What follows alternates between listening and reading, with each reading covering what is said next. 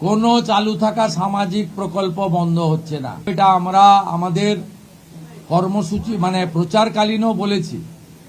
কোনো চালু থাকা সামাজিক প্রকল্প সে 30 বছর আগের হতে পারে, 10 বছর আগের হতে পারে, কোনো সামাজিক প্রকল্প আমরা বন্ধ করছি না।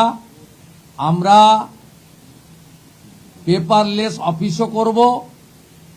আমরা সমস্ত পোর্টালগুলোকে আপডেটও করব এবং সমস্ত বেনিফিশিয়ারি ডিবিটির মাধ্যমে, যেটা নরেন্দ্র মোদীজির নেতৃত্বে দেশের সরকার করেছে, ডাইরেক্ট বেনিফিট ট্রান্সফারের মাধ্যমে হবে এবং সবটাই স্বচ্ছতার সঙ্গে হবে।